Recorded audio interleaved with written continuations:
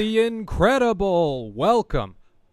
Welcome everybody. This is The Pivot. My name's Sam Kenyon. Sitting next to me is Chris McBride. Hello. How you doing, Chris? Pretty wonderful. Excellent. We're here to talk NBA basketball and American national politics in a beautiful hodgepodge of freshly baked podcast content. Let's get into our first topic.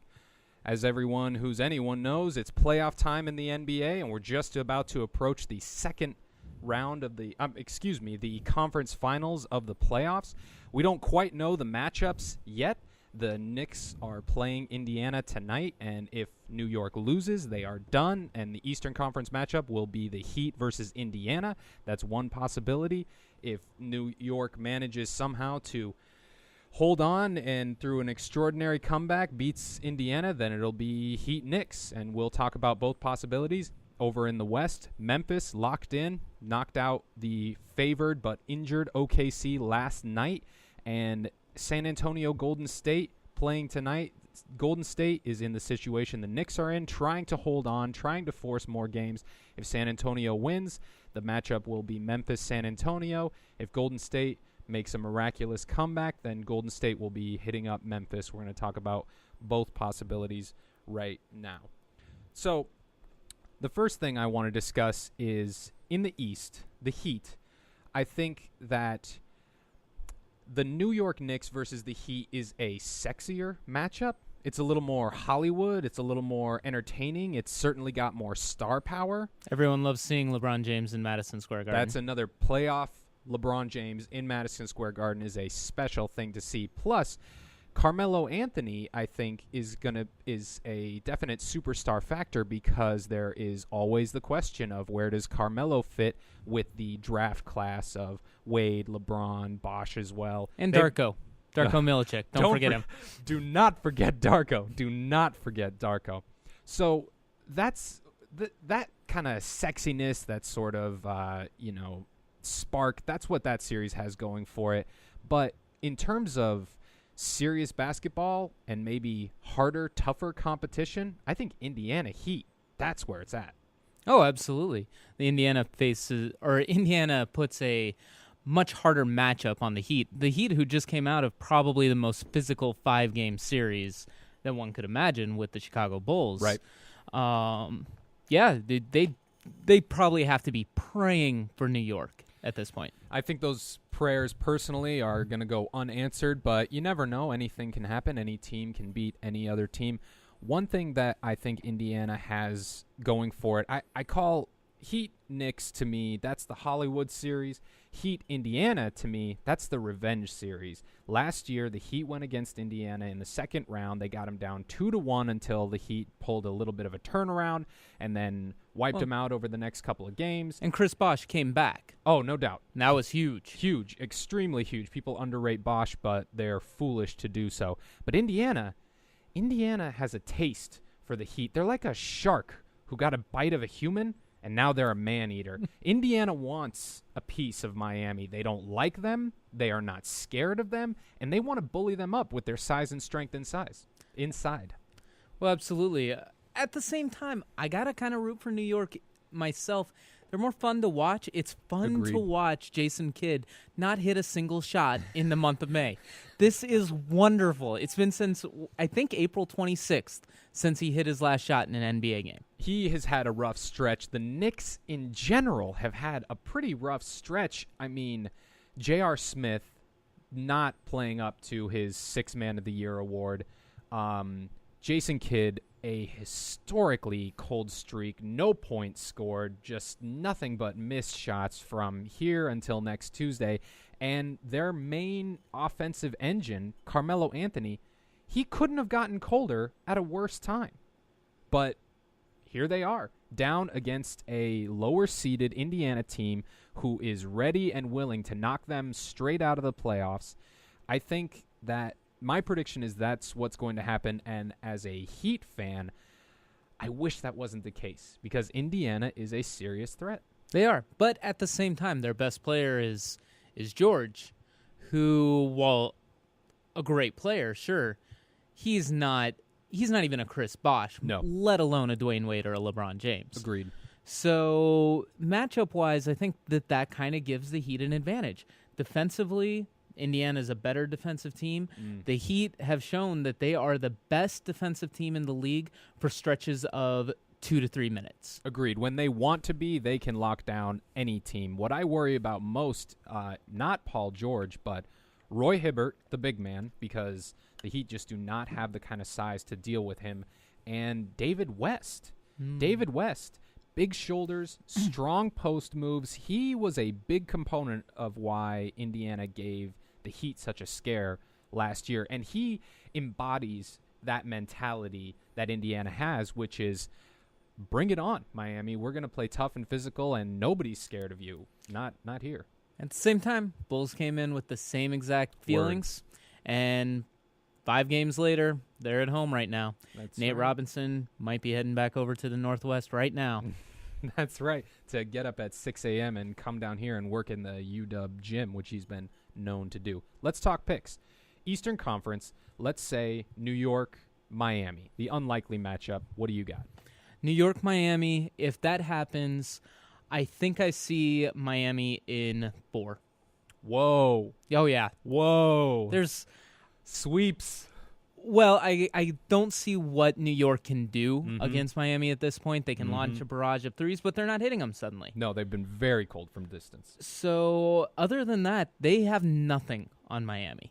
Yeah, the pick surprises me, but only because, I don't know, just because I sort of think of New York as being a better team than that. They were very strong during different parts of the season, but when you think about it, what do they have?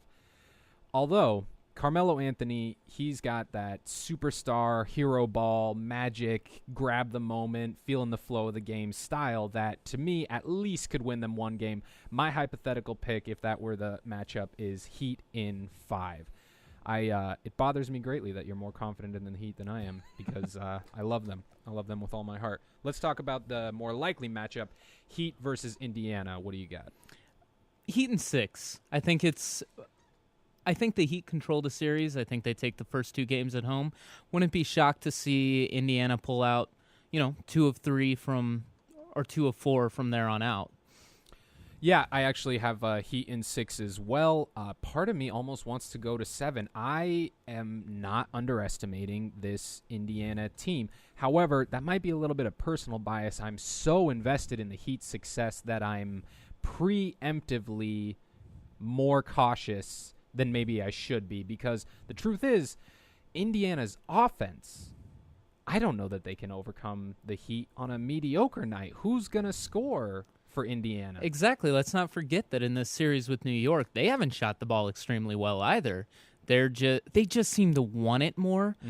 I don't know if that means much against the Heat because the Bulls wanted it pretty damn badly. Very true. The Bulls, boy did they. And you know what? Let's give a little pat on the back, round of applause to the Bulls. Talk about playing with heart on an empty gas tank. They're wonderful. We were talking earlier this week. I don't think Noah and Robinson should ever be on separate teams from here on out. They are great compliments to each other. Just 2 guys full of feistiness and spirit and fight. I love it. And Thibodeau's a great coach for that kind of mentality. All right. Absolutely. Let's flip it to the West. We're looking at Memphis locked in, but one of their opponents, Golden State, the other possibility, maybe more likely, San Antonio. Now, for me, what I would like to see more, San Antonio-Memphis. That's a rematch of 2010 when the Grizzlies upset San Antonio. In fact, that season, the Grizzlies intentionally threw a couple of games to put themselves in a lower playoff seed so that they could face San Antonio, and then they beat them. Allegedly through a couple games. Oh, they said it. They said it, and I believe them because I think that matchup favors Memphis because Tim Duncan is not what he once was, especially in terms of a defensive big man presence to stop Zebo and Marc Gasol. Sure. I personally am rooting for Golden State. And because I think we've been so entrenched with a Lakers, Spurs, monarchy in, I guess that's an dynasty. Sure. Yeah. Empire. yeah, sure, the Lakers-Spurs empire of the West, that I would be more than happy to see just two young teams at this point, completely different styles. Memphis has a better offense than people think. Golden State has a better defense than people think. But at the same time, it's defense versus offense. It's craziness. You got ankles and Klay Thompson involved. That, to me, just sounds like a funner series. Yeah, that's very true. I see. It's so interesting because you just mentioned Memphis as being a young team, but when you put them up against Golden State, they look like grizzled veterans. They look like they're ready to register with the AARP. Golden State, young, fresh-faced babies of the NBA, the new kids on the block. Memphis, while certainly not incredibly established, this is going to be their franchise first trip to the conference finals against that young Oakland team. Memphis looks like the grizzled veterans. Well, I think the Gasol brothers came out looking like they were 45 years old. That's true. That's true. And it's funny because if you flip it and you have San Antonio versus Memphis, now it feels kind of like two old veteran teams battling out, but that's not really the case. Memphis is pretty fresh, pretty young. Yep. I think that one of the first things that Memphis does if they do face Golden State is say, hey, Tony Allen, meet Steph Curry. And they're just going to, I think. You guys are going to get along real well. That's right.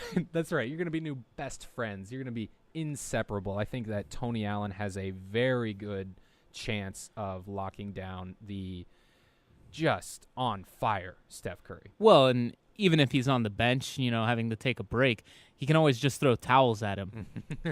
Yeah, that's right. That's right. The other big matchup that I think would be very interesting, especially if it's Golden State. On the one hand, San Antonio would have Tim Duncan and Tiago Splitter, and not that Tiago Splitter is a super difference maker, but he is a big guy, and he's a pretty good defender. Golden State, even more vulnerable to the size of Memphis, and the size of Memphis, to me, is their biggest advantage. You got Andrew Bogut down there for Golden State. He's going to have his hands full because who else do they have to try and help him against Marc Gasol and Zach Randolph? Those guys are big bullies inside. They know how to score. They know how to rebound. I wouldn't want to face Memphis if I were in the West at all. No. At all. No. All right. Let's move on to our next topic. Well, are we going to make predictions? Oh, good call. Thank you. Thank you for reeling me back in. So, all right, let's say that the upset happens and Golden State knocks San Antonio out. Who do you got? Memphis, Golden State, Western Conference Finals. Memphis in 5. I don't think there's much of a chance of Golden State at this point. If David Lee's playing full strength, I don't know if 6 or even 7 games is out of the picture, but he's not full strength. That's pretty obvious at this point. Yeah, I think that's a reasonable prediction. I'm going to go Memphis in 6, and the reason being it's the same reason that I chose San Antonio in 6 for the current series that we're in, and that is the offensive firepower, especially that catching, spark, unstoppable shooting style of Golden State, specifically Steph Curry and Klay Thompson. To me, that's good for 2 games. 2 games out of a series, I think that can... I think that kind of performance can get a win for Golden State. So I'm going Memphis in 6, although maybe I'm overestimating them a little bit. All right, more likely matchup, San Antonio, Memphis. Who do you got? San Antonio in 7. Just don't see them falling. They have the veteran presence. You mentioned Tim Duncan falling off a little bit, but they still have Tony Parker and Manu Ginobili. Right. And by falling off, what are we talking, 18-9? Yeah. He can be the best player in a series. And, if they take care of Golden State tonight, that's that. Yeah.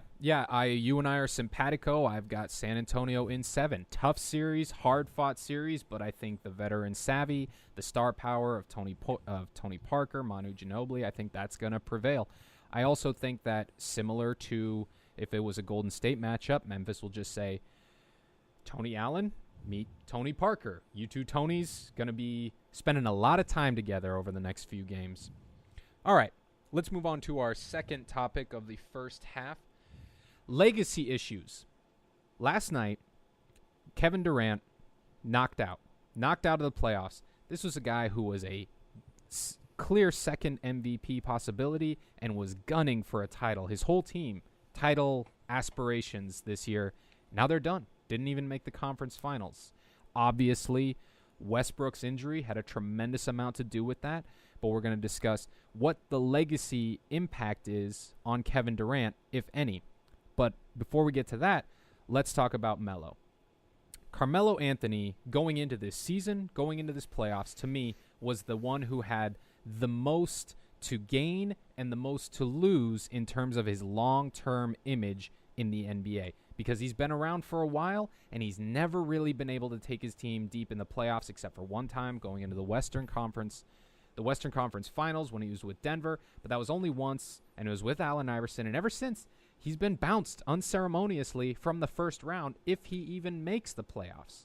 So if New York loses tonight, what's the storyline? The city of New York is not an easy place to play. They're not a fan base that's going to be very sympathetic to a very expensive superstar like Carmelo Anthony. What do you think? Well, that's a good question, because New York had Patrick Ewing for a long time, and Patrick Ewing kept running into a certain player who was easily the greatest of his generation. Yep. And I think we all agree, for the moment, the greatest of all time. Currently, Jordan is the GOAT in undisputed. Absolutely. So he kept running up against that wall. Yeah. Carmelo Anthony has his own Jordan of the moment. Mm-hmm. Although I don't think they've ever, or last year was the first year that they faced each other in the playoffs. And, that's right. LeBron James just kind of steamrolled them. Yeah. But at the same time, when you're talking about one of the greatest players of all time, maybe New York's conditioned at this point to, as long as you're not,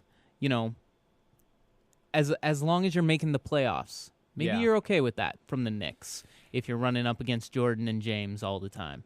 And that's interesting because if they are conditioned to feel that way, the city of New York, the Knicks fan base in general, it's because that's what they've been dealing with for 10, 20 years. But it's odd because in many ways, New York City, the mecca of basketball, why aren't the Knicks a stronger contender and such high hopes? I mean, Carmelo Anthony was the scoring champion this year. His team was extraordinarily hot at the beginning and at the end of this season, and they have the sixth man in J.R. Smith to sort of fall apart now to the underseeded Indiana Pacers. I think it's going to be a serious black mark against Carmelo Anthony because, in particular, it was against the Pacers. No superstar closer. They have tremendous defense, but their offense is nothing to write home about. The Knicks should be able to beat Indiana, but I don't think that they can.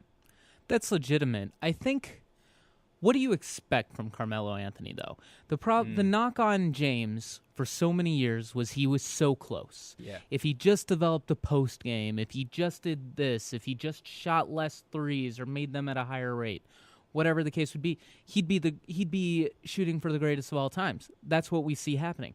At this point, Carmelo Anthony is shooting for top 3 players in the league, maybe top 3 scorers in the league. Certainly. What legacy does he currently have that he can lose at this point? That's a good point. Maybe expectations are low enough that it sort of doesn't matter. I expected a little bit of a turnaround from Melo in the playoffs this year. I don't know why. Maybe it was fool's gold. I just sort of thought this guy's got a little too much pride to let himself go out like that. I mean, certainly he hears the rumor. He's in a giant media market. But I don't know.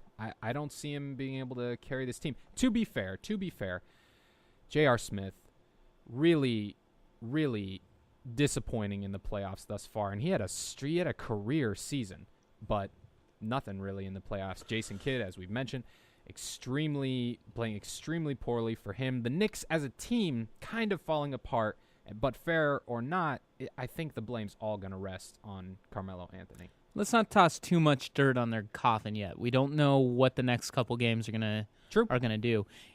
Who knows? Maybe they win the next 2 and then the next 4. Maybe they sweep Miami in the next round. Yeah. In which case, this is an entirely different conversation. Probably an entire 4 quarters spent apologizing to Carmelo Anthony. Yeah, I think that would be appropriate, but that's also not going to happen. Not going to happen. No, all right, let's talk about Kevin Durant.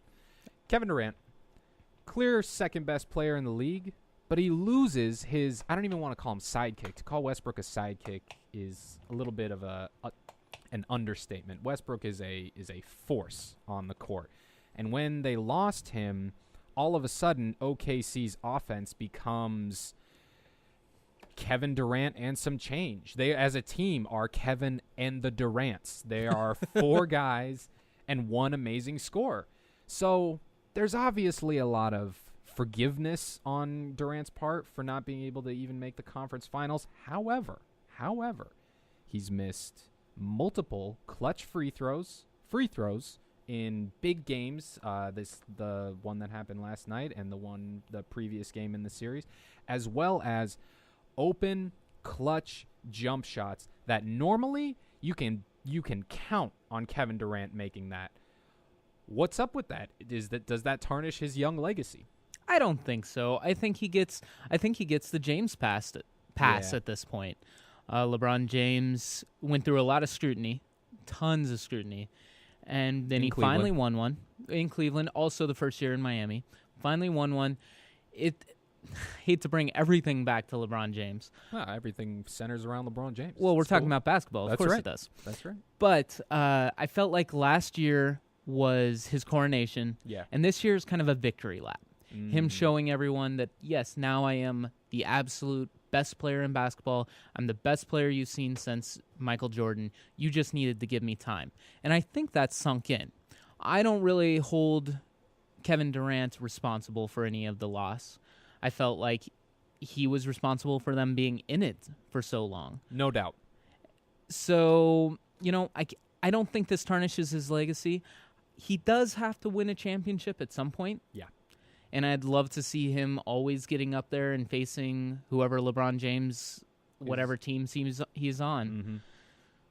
But I think his legacy is still just fine. I think we saw that he wants to win and that he's human. And that's something that everyone likes about Kevin Durant. He seems to be genuinely human. Yeah, I agree with that. He's a very likable guy, and I think you're right. I think that the forgiveness factor, especially due to Westbrook's injury, is going to be very high with Durant. The only thing, to me, that is a legit criticism of young KD is he quickly got into a very frustrated, very almost defeatist mindset after Westbrook went down, especially when going against the Grizzlies, and you can't do that if you want to be the guy who's going to take your team to the promised land. You can't become so flustered that it ruins your game, and that is a little bit of what happened. Absolutely. At the same time, I don't think he's ever seen a triple team in his entire life.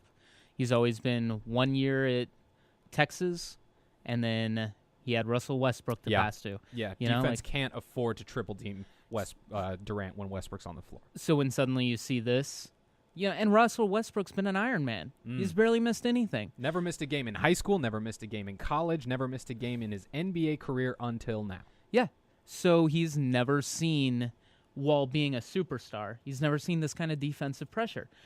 Whereas LeBron James saw it quite frequently. Yeah. So maybe that's why the frustration grew, because he was just confused about what was happening around him at this point. Speaking of triple teaming, one flaw in Durant's game that was really made apparent to me after the Westbrook injury is ball denial. The book on Kevin Durant, if you want to shut him down, is don't let him touch the ball. And unfortunately for him, he allows himself to have the ball denied to him too easily. I think it partially because he's got a very long body and he's not especially strong, and you can prevent him from touching the ball, and he gets a little bit frustrated, and now all of a sudden your defense rests on Kendrick Perkins and Derek Fisher and Tiago Splitter hitting a corner three, which happens occasionally but not consistently. Okay, things have gone long because this is such a fruitful topic, but let's switch gears here and start talking politics. You know what the key to a good drop step is? A quick pivot.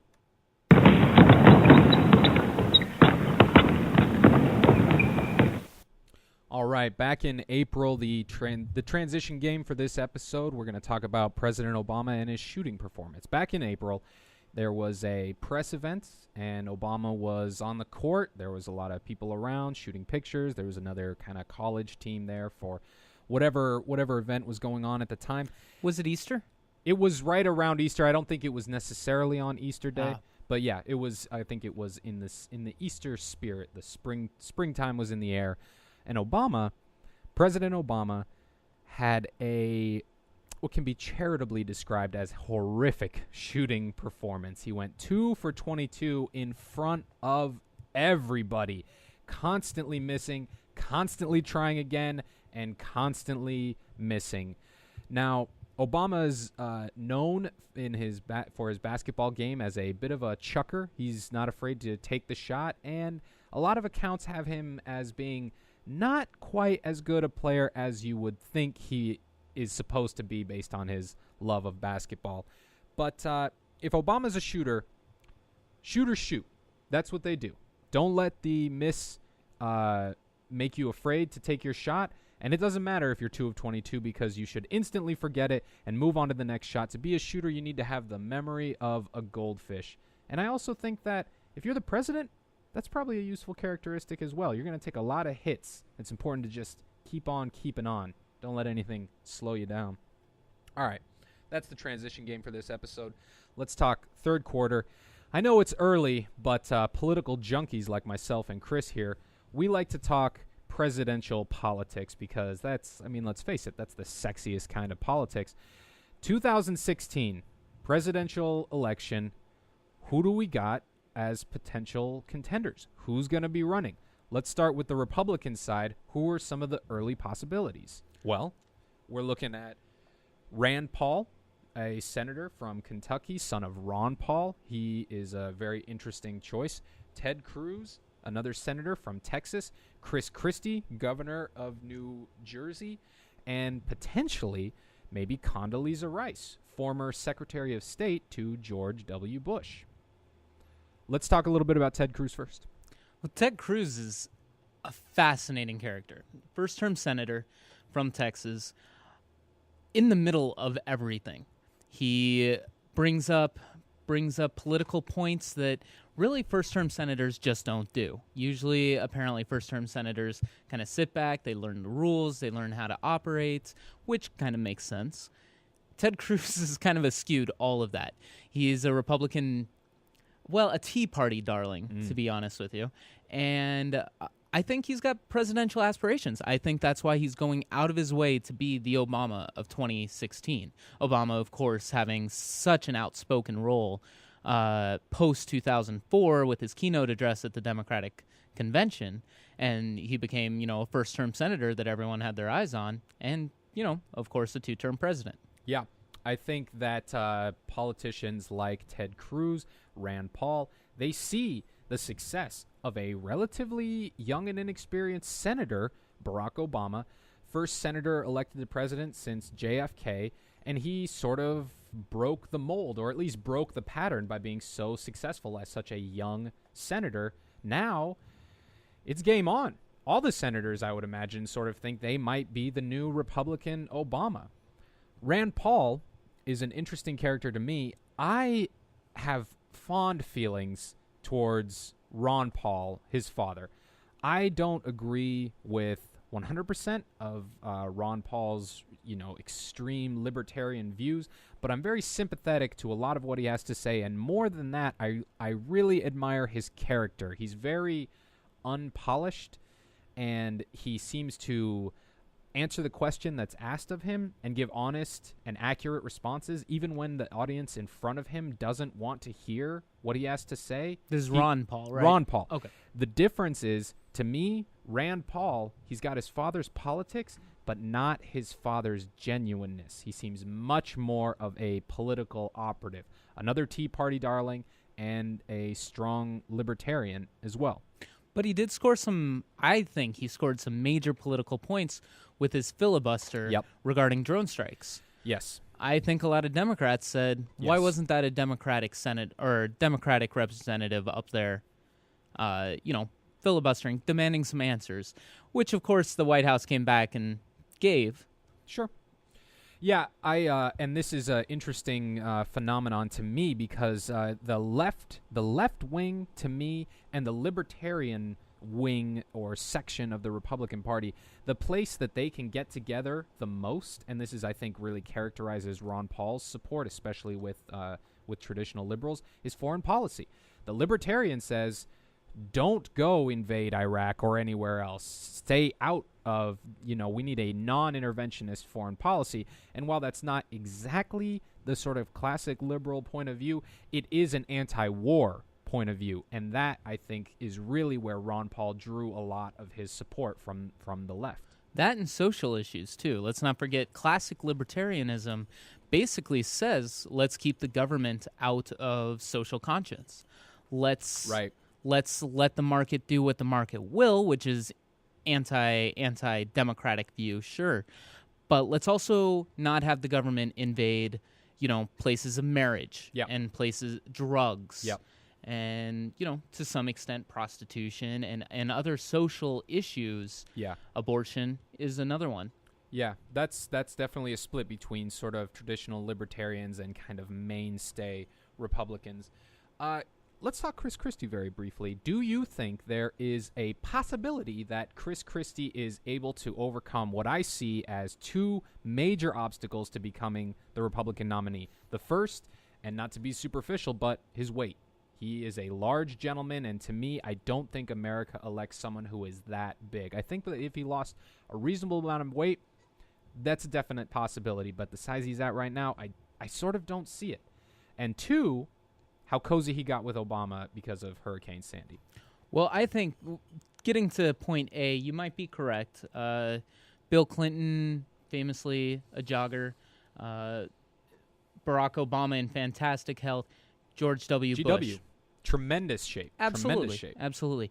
I mean, we could go back. We could look at Taft, Roosevelt. We could look at larger presidents. Yeah, Taft in particular. I don't know for sure one way or the other whether or not that matters anymore. He got elected governor of New Jersey, so do they just not care about weight while the rest of us do?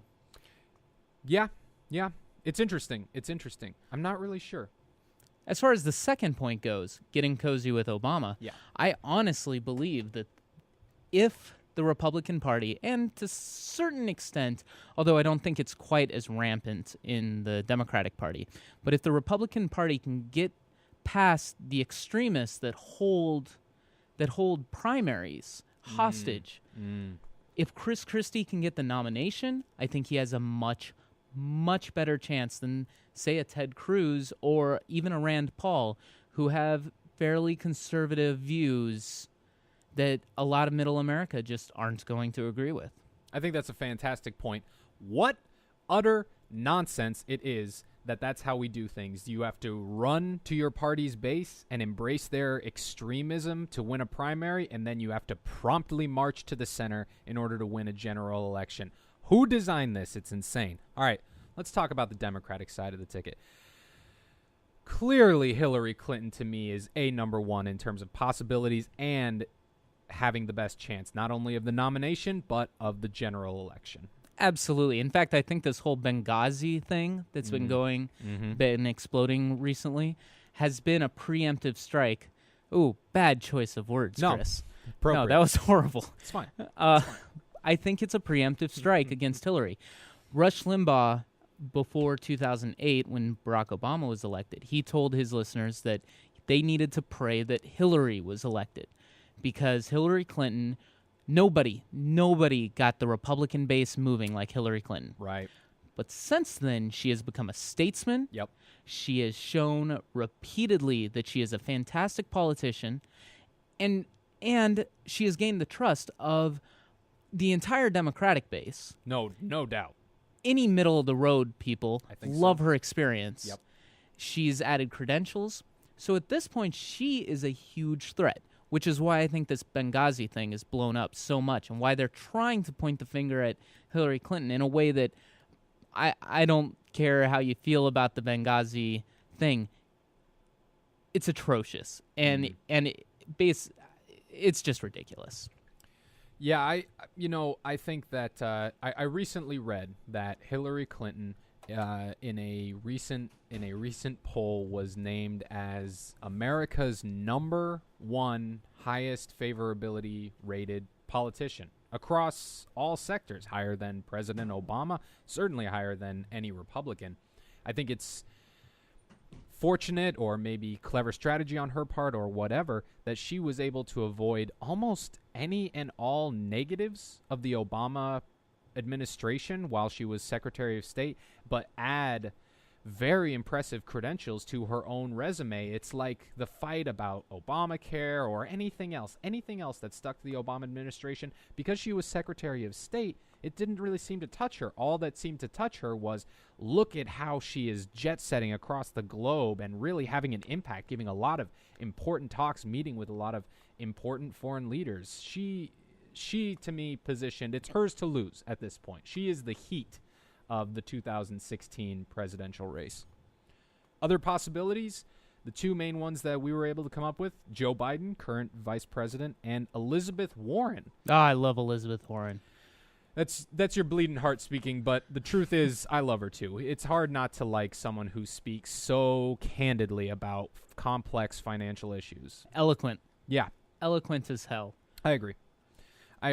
My question is, setting aside Elizabeth Warren temporarily, does Joe Biden challenge Hillary Clinton? That's a tough call. Let's see how this Benghazi thing turns out. Let's see what effect it holds on the polls. I think that Joe Biden is a second option for the Democratic base. There might be others out there that we just can't think of.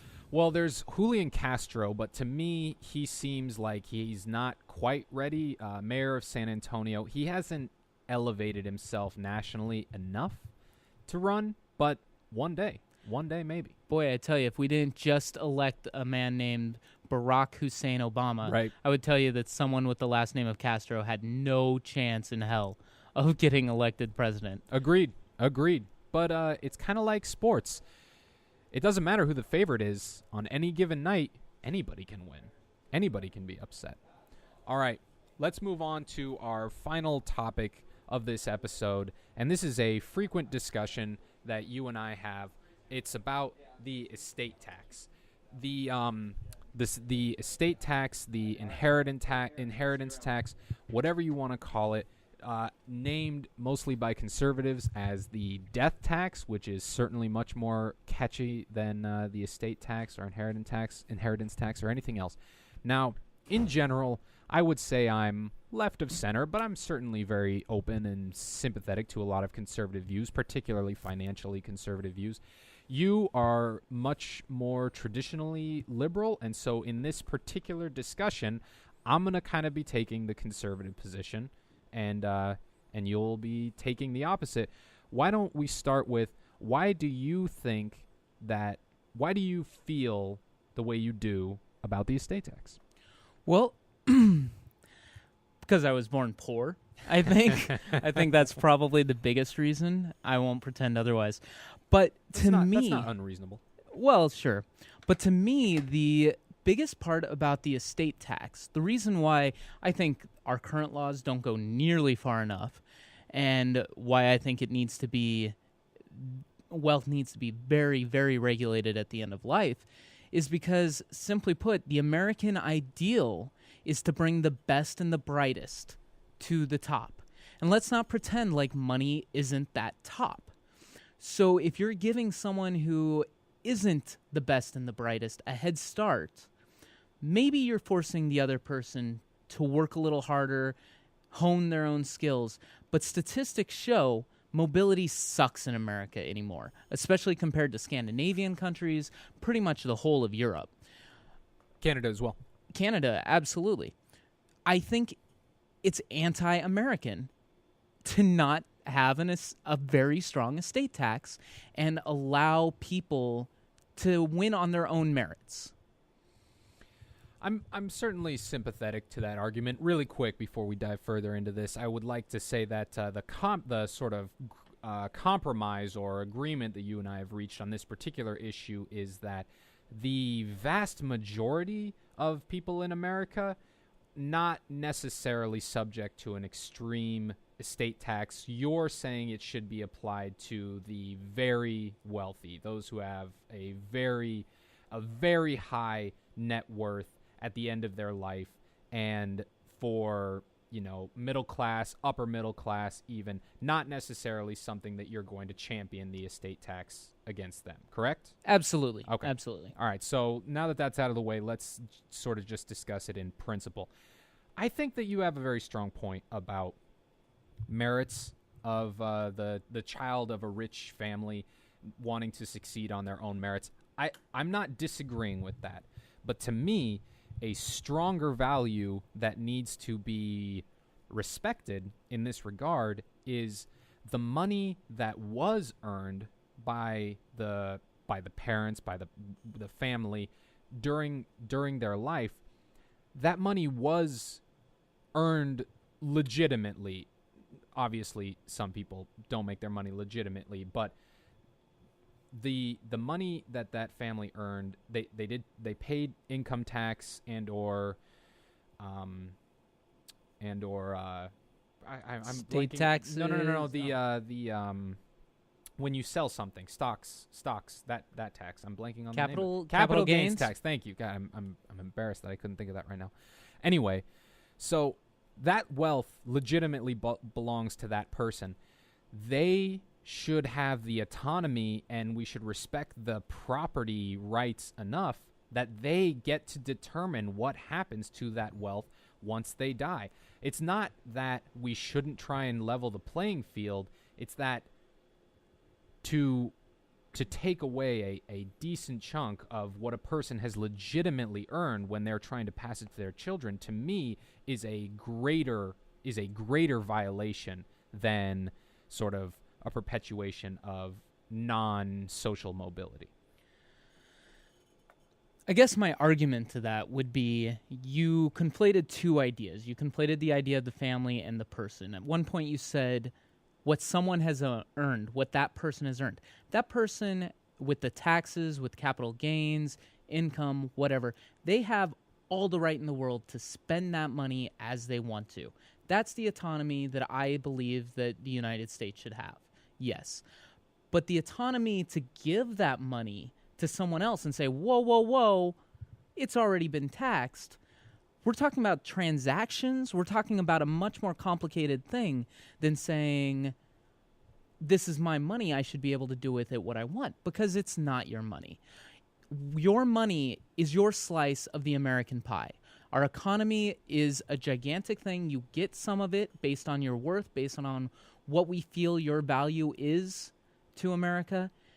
While it's your money literally in your hands, socially and theoretically, it is just the society's telling you what you're worth to them. So I disagree with the idea that you get to tell society what you think your son is worth or what you think your daughter is worth if it's so much money that it perpetuates the lack of social mobility. Yeah, and again, our compromise being that the sort of high estate tax really only applying to the extreme wealthy, that is something that I could definitely get on board with. But the idea that you only have the idea you just mentioned, the notion that the autonomy you have over the money that you've earned in your life only extends up until your life ends, I don't disagree. I disagree with in a fundamental way. I think that it is appropriate and normal and human in a way to allow someone to determine what happens to their things, in this case money or whatever, after they die. I think that's part of the autonomy, the idea that you can, once you are no longer with us, you may still have an impact because you did earn that money. And then we get back to an issue of American individualism. I think that America has this idea that's stronger than in almost every other culture. Yeah. That is your money. I think that's our fundamental disagreement on this issue. Like I said earlier, this is what society says you're worth. Yeah. That's the way I view money. I don't view money as something you've necessarily earned, because money is a relatively new concept in American or in human history. Back when we were in, tribes Right. and stuff, there was much more social cohesiveness. If someone built a house, their son could live there, or a hut or whatever, Right. because that was what was necessary to move on in society. At the same time, you bring home an elk, that's not just your elk. That's not what you necessarily did. You had people help cook it. They were guarding the home while you were out hunting. Whatever the case, your goods are also the society's goods. And I think we've kind of lost that as Americans. This idea that what I earn is society telling me that I'm worth something. But I think society has the right to take some of that back. This makes me think of 2 points. The first is, speaking of Elizabeth Warren, she had a really, in my mind, wonderful quote that very much sort of backs up the notion of what you were just saying, which is the idea that you can make a lot of money and you can be very successful, and that's wonderful, and you're going to be able to keep a large chunk of that because of your hard work and your success and whatever. But make no mistake, you did not earn all that money on your own. You started a business and hired workers that were paid for with public education. That were educated in the public education system, paid by taxpayers. You brought your goods to market on roads that were paid for by all of us. I definitely am sympathetic to the notion that regardless of how successful you are as an individual, and regardless of your hard work, which certainly entitles you to a large chunk of the money you earn, society does still have claim to a certain percentage of that, especially the more money you make. Where I disagree with the estate tax is, to me, take it out of the front end. Take it out of income tax. Take it when the money is earned. Because once it's in your possession, it does not seem appropriate to me to go back in and take it again simply because a person is no longer alive. Now, this kind of brings up the term, or the phrase you hear, double taxation. And I was thinking about this today, and I realized I do sort of think the estate tax is double taxation. However, if you really think about it, we are all hit with double taxation all the time. You get hit with an income tax when you make the money, and you get hit with a sales tax when you spend the money. You're hit at both ends with a tax. So the notion that double taxation is this, absolute thing that can never happen is simply incorrect. We're already putting up with double taxation all the time in many different ways. Absolutely. All right. Well, this has been a lively and interesting and thought-provoking debate. Hopefully we've put some ideas into your head that maybe you can think about going forward. Let's wrap this up, and on the next episode we'll talk about more playoffs and more politics. So that's it. That's all we got. Thanks for joining us, and we'll see you next time here on The Pivot.